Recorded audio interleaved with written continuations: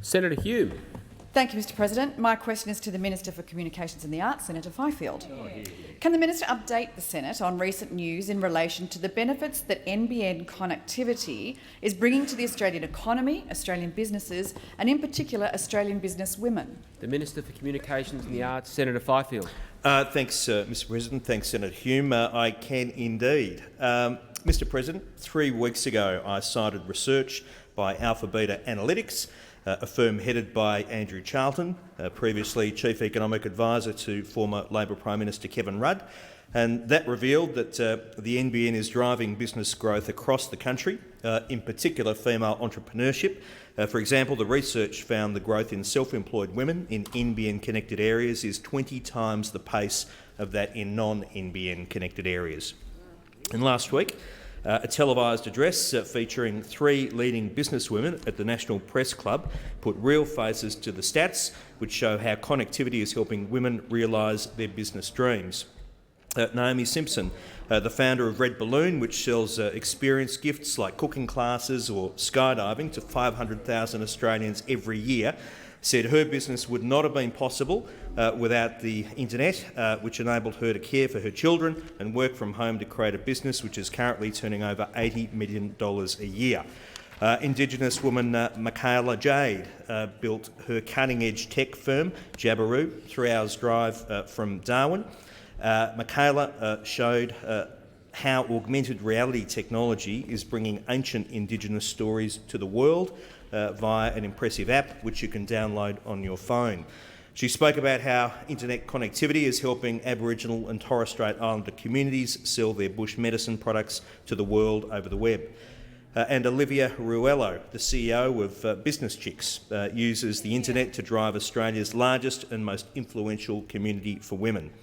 Mr President, last week these women took to the national stage real-life examples of how fast broadband delivered over the NBN is helping to achieve business dreams.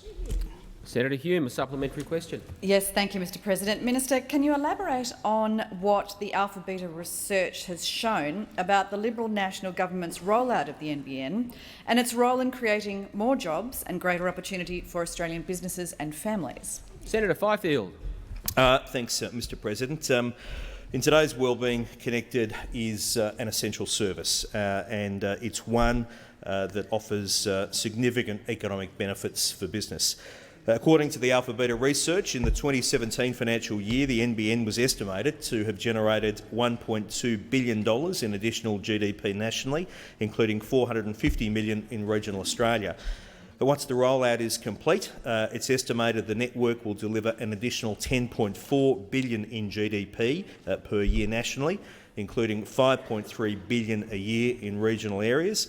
And thanks to the actions of this administration, the majority of Australians are, I'm pleased to report, having a good experience. In March, the ACCC's Rod Sims said that speed delivery was, and I quote, better than expected, and that this goes against the current wisdom that the majority of consumers and businesses are having issues with NBN speeds. Senator Hume, a final supplementary question. Yes, thank you, Mr President. Minister, I too was impressed by the Press Club's panellists who spoke of how technological innovation has helped their businesses succeed. Could the Minister update the Senate about the latest technological innovations that will ensure that the NBN is fit for purpose for generations to come, and how it will help create a stronger economy into the long term, and potentially what would be the consequences of changing direction at this important time? Senator Fifield. Thanks, Mr President. Last week the NBN began installing the new G.fast technology over the fibre to the curb technology, which will deliver the same gigabit speeds as fibre to the premise, but at around $1,500 per premise less, and with no need to dig up everyone's front yards to deliver it. In August, NBN released DOCSIS 3.1 technology, which will nearly double downstream capacity and provide gigabit speeds over the HFC part of the network when future demand requires it. Under our colleagues opposite in office, the NBN wasn't allowed to deviate in the slightest from the fibre to the premise model, no matter the cost, no matter the weight. They were paralysed by technology constraints, which saw some houses costing $20,000 and more to connect to fibre. This government is not taking a theological approach to the NBN. We're taking a technological approach. We're getting it built. It'll be done and dusted by 2020. That's good news.